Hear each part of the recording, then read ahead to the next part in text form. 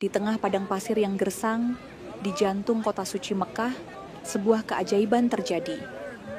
Langit yang biasanya menyinari Masjidil Haram dengan terik matahari, kini menurunkan butiran salju yang lembut dan memutihkan tanah haram. Di tempat para jutaan umat Islam mengangkat tangan dalam doa, Allah menurunkan tanda kuasanya. Bukan hanya sebagai fenomena cuaca, tapi sebagai pengingat bahwa tiada yang mustahil baginya. Apakah ini pertanda? Sebuah pesan dari langit? Atau hanya bukti nyata dari kebesaran Allah yang terus bekerja dalam diam? Setelah turun salju di Mekah. Turunnya salju di Mekah, kota suci yang selama ribuan tahun dikenal dengan panas yang membakar, gurun yang kering, dan langit yang nyaris tak berawan. Bukan hanya fenomena alam. Ia seperti dentingan kecil dari langit, mengetuk kesadaran kita yang terlalu lama tertidur dalam rutinitas dan tatanan yang dianggap tak tergoyahkan. Bagi mereka yang hidup dalam kemewahan, ini mungkin hanya pemandangan eksotis untuk diabadikan di kamera. Tapi bagi para buruh migran, bagi kaum mustadafin yang bekerja siang malam tanpa jaminan hidup layak, ini bisa jadi terasa seperti isyarat bahwa alam pun mulai bicara. Ketika struktur sosial membeku dalam ketimpangan, Allah justru menurunkan salju di tempat yang tak diduga. Seolah menegaskan bahwa tak ada sistem yang terlalu permanen. Dalam pandangan Islam yang berpihak pada yang lemah, fenomena ini bisa dimaknai sebagai kritik langit terhadap bumi. Bahwa tatanan yang selama ini menjaga ketimpangan antara kaya dan miskin, penguasa dan pekerja, istana dan barak, bisa diguncang oleh satu tiupan angin dari Allah. Salju menjadi metafora bahwa pendinginan atas panasnya kerakusan sedang berlangsung. Salju-salju masih merintik di atas kepala masyarakat muslim, dengan banyaknya pertanyaan di benak kepalanya. Tanah yang penuh salju mulai mencair menjadi air. Para petugas kebersihan masjid mulai membersihkan salju yang mencair menjadi air. Dengan semangat para petugas membersihkan air, dan para masyarakat melihatnya. Di luar masjid, jalanan Arab Saudi dibersihkan dari salju yang menutupi jalanan, menggunakan mesin berat. Masyarakat juga banyak yang bermain di atas salju dengan gembira. Salju yang mencair menjadi air, membasahi jalanan Arab dan mengaliri pelosok negeri, memberikan kesejukan kepada tumbuhan negeri gurun Arab.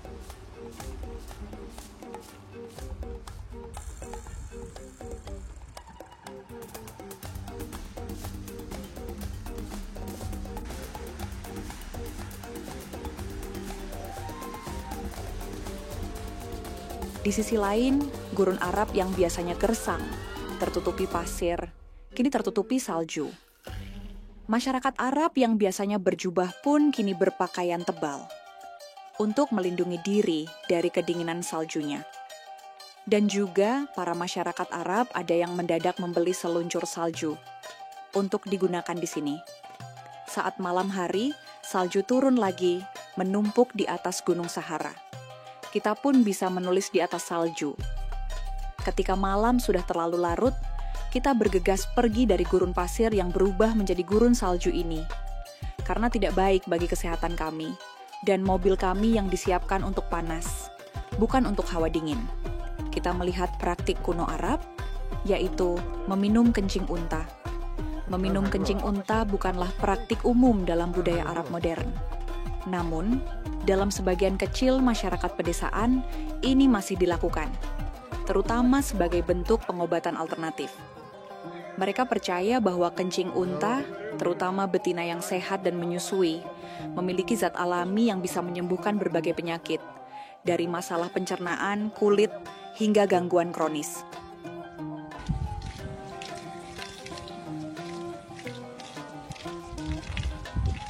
Ibu. Bagi mereka, ini bukan soal menjijikan atau tidak.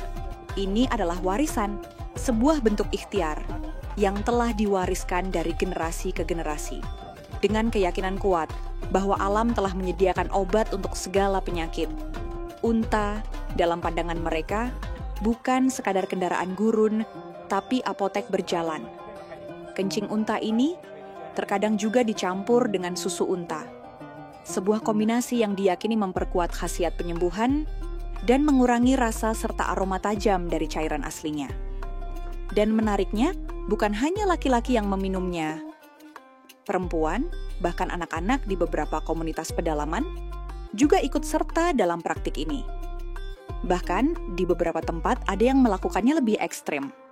Langsung mengambil kencing unta dari sumbernya, tanpa perantara, lalu meminumnya atau mengusapkannya ke bagian tubuh tertentu, seperti kepala atau dada.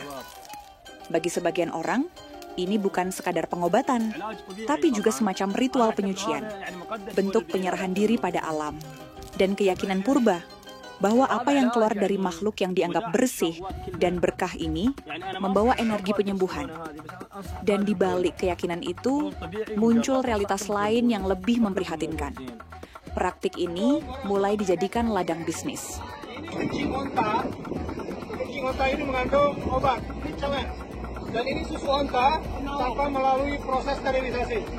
Saya akan minum, bismillah saya campur. Ya, ini campuran kencing dengan susu. Bismillahirrahmanirrahim. Akhir.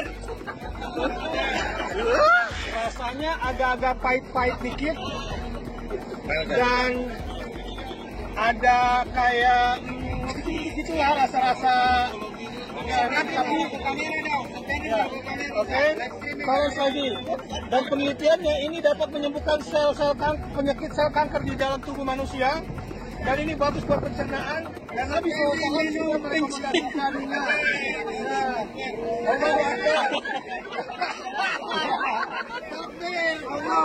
Gimana rasanya? Bismillahirrahmanirrahim. Paras. Gak apa-apa.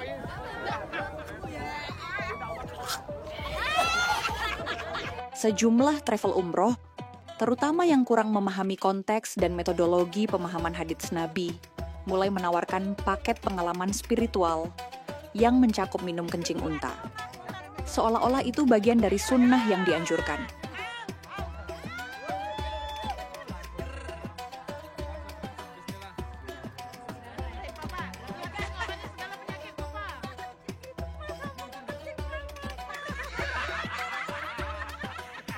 Padahal, mayoritas ulama bersepakat bahwa hadits tentang kencing unta bersifat kontekstual, bukan ajakan universal. Ia terjadi dalam kondisi medis tertentu, pada zaman dan situasi yang sangat berbeda dari hari ini. Mengubahnya menjadi komoditas wisata religi adalah bentuk penyederhanaan yang menyesatkan, bahkan bisa menjurus pada manipulasi keagamaan. Mereka yang tidak punya akses pada ilmu, yang datang jauh-jauh dengan niat suci menunaikan ibadah, akhirnya terjebak dalam narasi setengah paham, bahwa minum kencing unta adalah bentuk ketaatan atau jaminan kesembuhan. Dicampur dengan susunya. Udah sangat kurus ya. Di padang pasir lagi perjalanan, sampai kencingnya itu bisa ditadangin untuk diminum, halal. Ya, bayangkan lagi susah air, lalu tiba-tiba unta kencing. Boleh minum nggak? Boleh.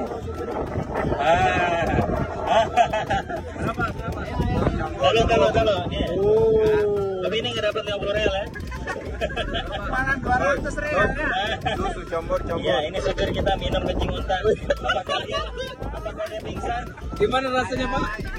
Kalau jamu Jawa tuh apa daun-daun apa sih? Mutawali. Nah, campur. Padahal, tanpa ilmu yang memadai, yang terjadi bisa sebaliknya. Bahaya kesehatan, penyesatan makna, dan eksploitasi spiritual.